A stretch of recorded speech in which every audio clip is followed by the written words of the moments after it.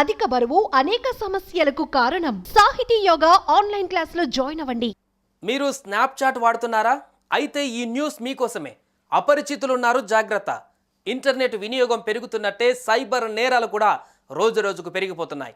Virtual వరల్డ్లో వల విసిరి రియల్ వరల్డ్లో జేబులకు చిల్లులు పెడుతున్న ఘటనలు కోకొల్లలు. తాజాగా ఇలాంటి ఘటన ఒకటి ఆలస్యంగా వెలుగులోకి వచ్చింది. అమ్మాయి పేరిట యూజర్ ఐడి క్రియేట్ చేసుకొని ఫ్రెండ్ రిక్వెస్ట్ పంపి పరిచయాలు పెంచేసుకునేవాడు. చాటింగ్లో దింపి నమ్మిస్తాడు. ప్రేమ పెళ్ళంటూ నమ్మించి వర్చువల్ వల విసురుతాడు. తక్షణ అవసరాల ముసుగులో 14 లక్షలు కాజేశాడు.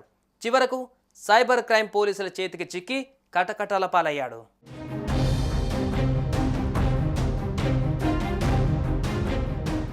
హైదరాబాద్ నగరానికి చెందిన మారం అశోక్ రెడ్డి సైబర్ మోసాల ద్వారా వలవేసి డబ్బులు దండుకోవాలనుకున్నాడు. స్నాప్చాట్లో ప్రణీతారెడ్డి పేరిట నకిలీ యూజర్ ఐడి సృష్టించాడు. అందమైన యువతి ప్రొఫైల్ ఫోటో పెట్టి పలువురికి ఫ్రెండ్ రిక్వెస్ట్ పంపాడు. రిక్వెస్ట్ను యాక్సెప్ట్ చేసిన వారితో వర్చువల్ చాటింగ్ చేసేవాడు. ఆ తర్వాత ప్రేమ పెళ్లి పేరిట వారికి గాలమేసేవాడు.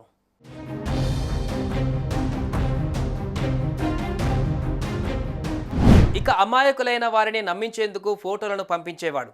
చాటింగ్లో తన మాటలతో నమ్మకం కుదిరాక తాను వ్యాపారం చేస్తున్నానని, ఇందుకు ఆర్థిక సాయం చేయాలని కొందరిని అడిగేవాడు. గుడ్డిగా నమ్మిన వారు అతడికి డబ్బులు పంపించి మోసపోయేవారు.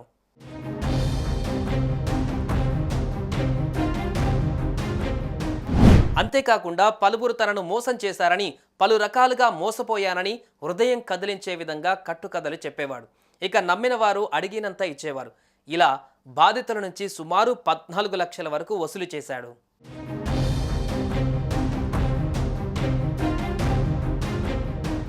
ఇక అలా వచ్చిన డబ్బును ఆన్లైన్ గేమింగ్ యాప్లలో ఖర్చు చేసేవాడు.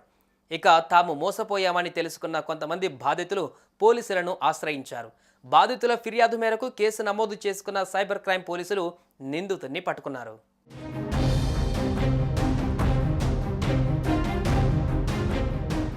సోషల్ మీడియా ద్వారా కొత్త పరిచయాలు చేసుకొని ఇలా నమ్మించి నట్టెట్ట ముంచేసే అపరిచిత వ్యక్తులను గుడ్డిగా నమ్మి మోసపోకూడదని పోలీసులు హెచ్చరిస్తున్నారు.